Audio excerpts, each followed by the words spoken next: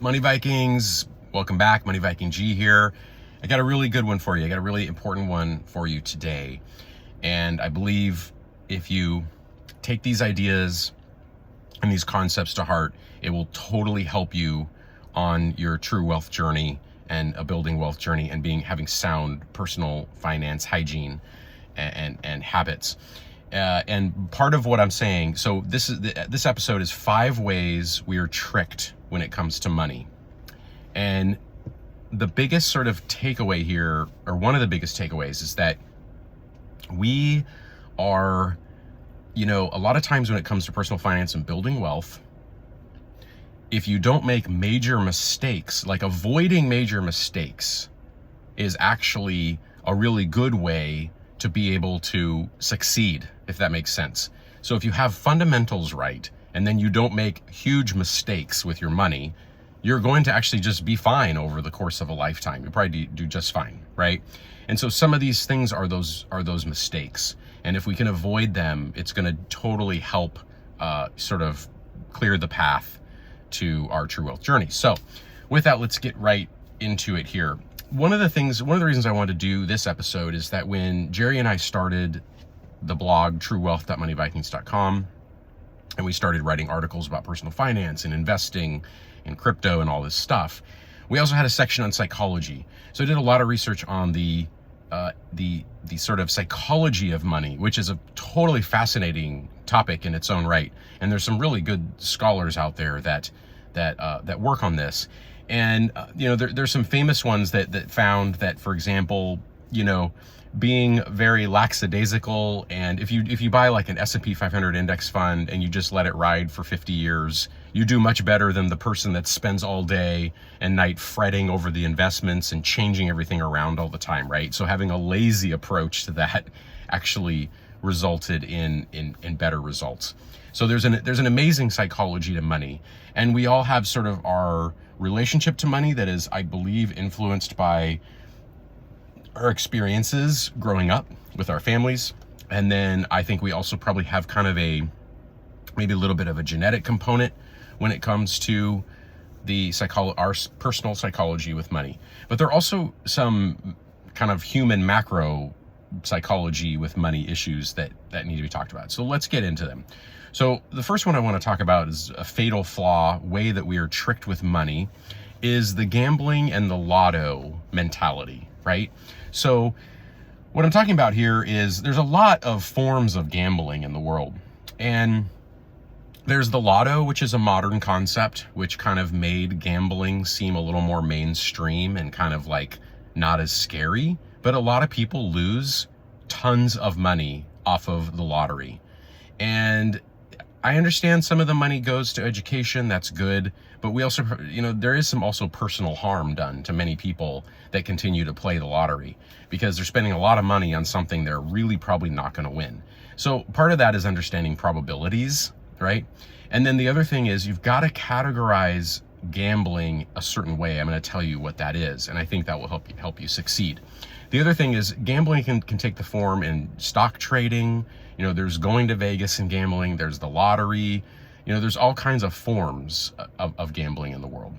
So at the end of the day, what I think about gambling is that it has to be put in a specific bucket of entertainment.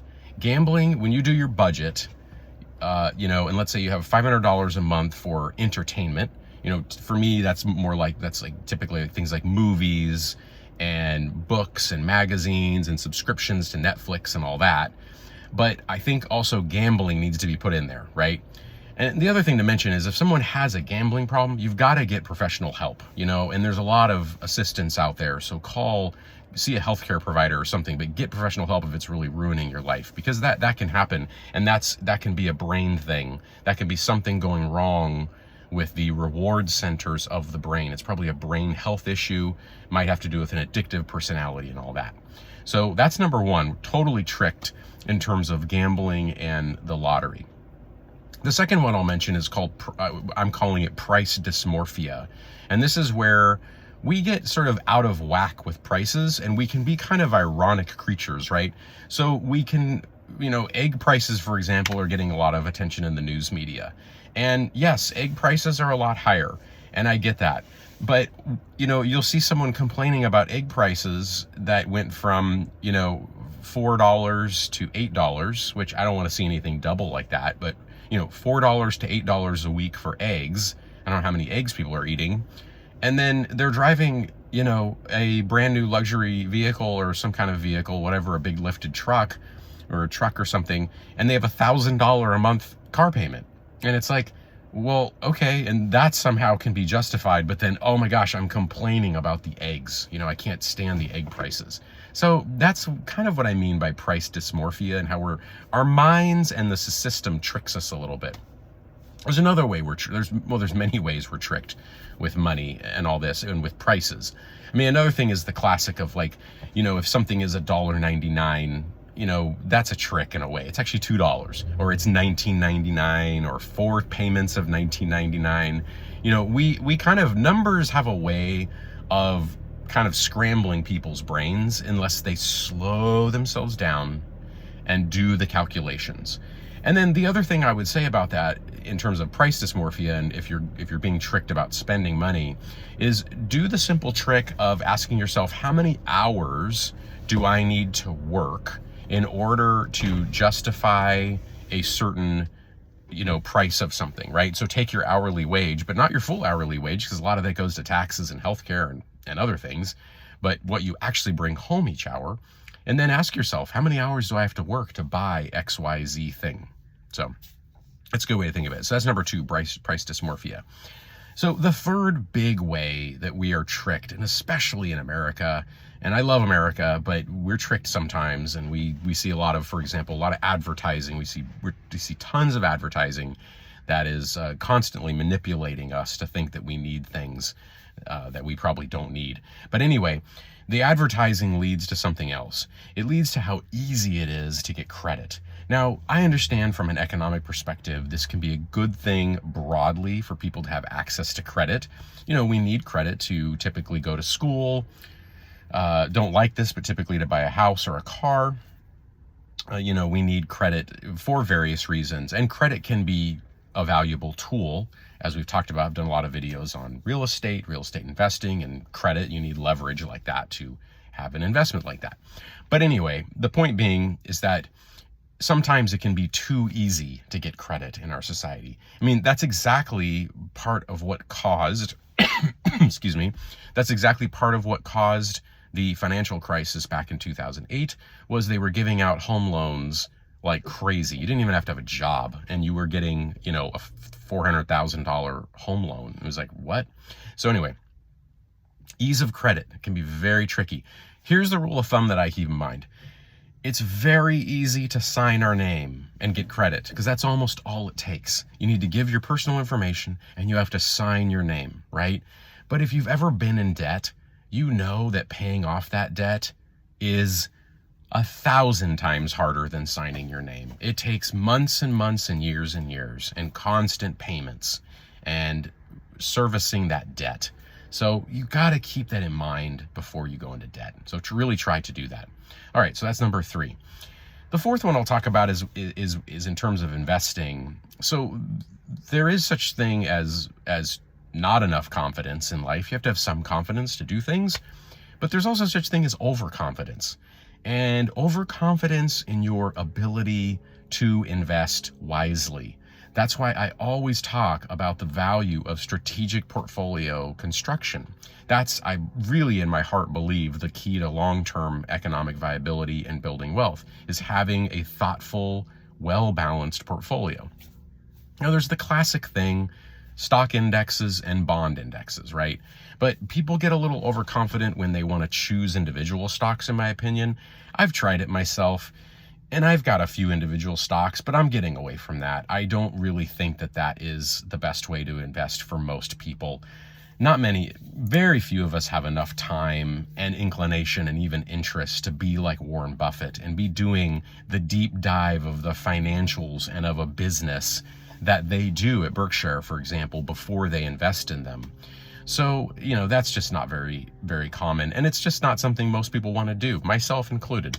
So overconfidence can be a big way that you are tricked with money. And what's the fifth way? The fifth way we're tricked with money is one that we all now have a lot of recent experience with, and it continues to rear its ugly head, and that's inflation. So here's the bottom line. You will never make enough to beat inflation. And to build wealth, you have to learn to be a good investor and saver. And then you have to learn some ways to battle inflation as you go through life. I personally have found, I find that Bitcoin is a way of battling inflation. A lot of people like gold, and I understand that, but those are two ways.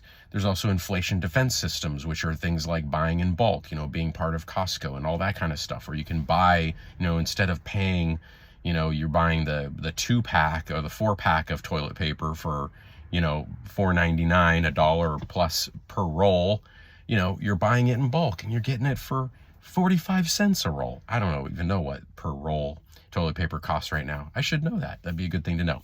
But anyway, the point being, inflation is a big way that we are all tricked with money. And we get even more tricked over time, because what ends up happening is the price of everything rises. It doesn't seem to me that our salaries, for most of us, keep up quite adequately to get ahead. Maybe it barely treads water. I don't know. But my experience has been that, salaries, they try to keep up, because I think the employers know that if too many years of that go on, you're going to leave. But anyway, that's the bottom line with inflation. So you got to get inflation defense systems in place. I'm a big proponent of Bitcoin for myself personally. It's not a financial advice, of course. And it's just something you have to be quite aware of. You have to play offense and defense, and part of that's being a good investor. So that's 5 ways that we're tricked with money, and I hope I provided you some solutions or ideas about how to battle those over the years. So thanks for watching. Please like and subscribe, and appreciate all you guys who comment and check out our channel and our blog, truewealth.moneyvikings.com. See you on the next one. Bye.